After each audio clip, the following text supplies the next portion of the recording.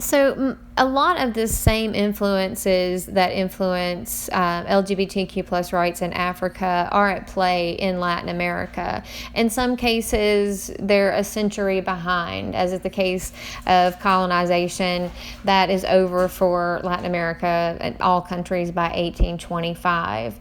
And there is a strong Catholic influence of in these countries, but a growing evangelical and Protestant influence is really to be found in most of them. There is a strong authoritarian and military rule passed for Latin America, and this has led them, especially since their democratic transitions. By the 1990s, by the way, most Latin American countries had transitioned into democratic forms of government, but they often have really shady past with authoritarian military governments that committed massive human rights abuses. And this motivated them to sign on to a lot of human rights accords with the United States, with the Organization of American States, to sort of signal their recognition of human rights. And this is one of the institutional things and also international influences that has helped progress LGBTQ plus rights in the region. But another important influence has been social movements. And the social movement literature has often said that political opportunities, openings, or changes in alliances at the level of institutional elites, influences of political movements, likelihood of success, but also access to resources. And under authoritarian governments and even the transitioning governments in Latin America, there was a scarcity of resources, and also given the economic situations that these countries find themselves in, their vulnerability to the IMF and the World Bank is really sort of maybe not on par with Africa, but fairly close. And this has led to really lack of resources, but nonetheless, human rights groups have managed to build strategies that worked for them. LGBTQ rights have either allied themselves with other human rights groups that worked against military abuses and disappearances of civilians during authoritarian rule, those that pressed for democracy, or feminist and indigenous movements. And so this has been a successful strategy for a lot of Latin American movements.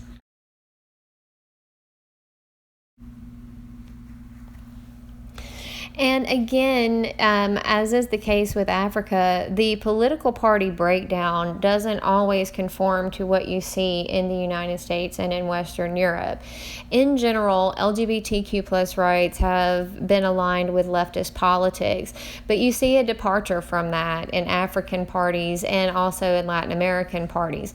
But not always. I would say Latin America keeps with the pattern more often than is the case in Africa. But center and conservative parties in some countries like Chile have been known to compete for the LGBTQ plus vote. And historically, until feminism became aligned with leftism, there was really no reason why this would be the case, that leftism aligns with LGBTQ+. For those who don't know, communists were every bit as suspicious of LGBTQ+ persons as were capitalists. So during the Red Scare, it's not like all of the LGBTQ+ persons could just leave the United States and go to Cuba or go to Russia. They would have been put in concentration camps had they done that. So great was the suspicion of the Communist Party. So the left has not always been allied with LGBTQ plus people, and I think that's kind of an important thing to remember. Another thing that influences LGBTQ plus rights in Latin America is federalism. And federalism has kind of a lot of bad things that go with it. It can reproduce inequalities. So if you have a state government, as is the case of the United States, that just doesn't want to recognize African Americans' rights to vote, that may be a very long, centuries-long battle to correct that law, because states have so much power to pass pass rights or pass laws. But in the case of Latin America, the ability for provinces, the or whatever they call the constituent units, to experiment or to allow for more progressive places to have more progressive laws, this has actually led to greater advances, and some of the most the most liberal laws have been found in federal countries. So the courts have also been important. I think I already mentioned this. The presence of the courts has been re-strengthened as of the new constitutions written in the 1990s when countries transitioned. Well, I would say the remainder of countries transitioned to democracy. The wave to democracy in Latin America begins in the 50s with places like Colombia and Venezuela. It amps up in the 70s, and then it really takes off in the 90s. So all of these have had constitutions rewritten in recent eras. And so these courts are given more power to really stop oppressive laws and to correct them once they had been passed. But also the presence and the commitment to international courts has played a role here as well. There's also diversity at the level of society and societal acceptance of LGBTQ plus persons. When we look at public opinion data, we see mainly an increase in support for same-sex marriage between 2010 and 2012. You can also look at World Survey's value data from the 1990s and see a really sharp increase for those who support gay marriage. But there are also some places where it is decreasing. Even a place like Argentina, you've seen a sort of minor decrease. And there may be a couple of explanations for that. In a country that is sort of more advanced and that has made advancement in recent years, they may feel like enough advancement has been made, so there's no need for really pushing for more. Or it may just reflect traditional family values. The question of increasing secularization in Latin America, the sort of decreasing affiliation with religion, has also been a question. But the real story behind church attendance and what type of church attendance in Latin America, it really deserves some comment.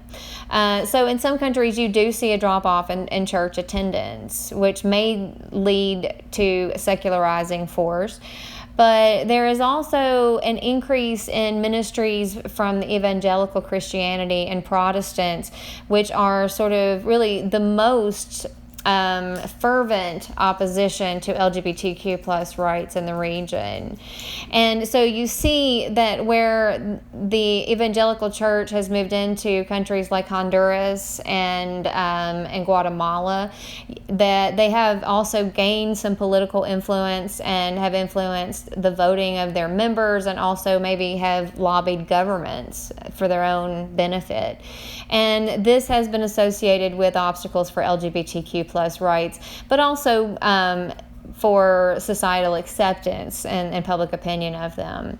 And the author here also finds, by the way, that the Catholic influence really seems to only be strong in the church under two circumstances: where a lot of people go to church very often, and where there have been strong historical ties between a political party that's in power and the church.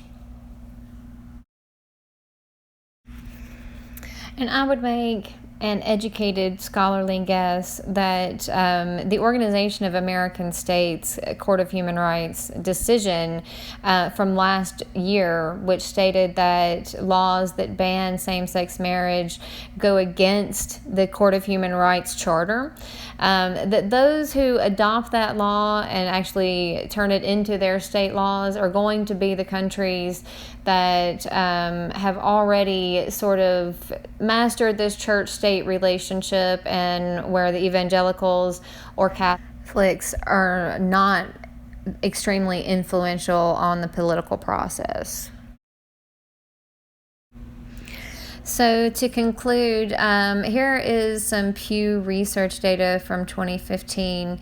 that shows the support for same-sex marriage in varying countries.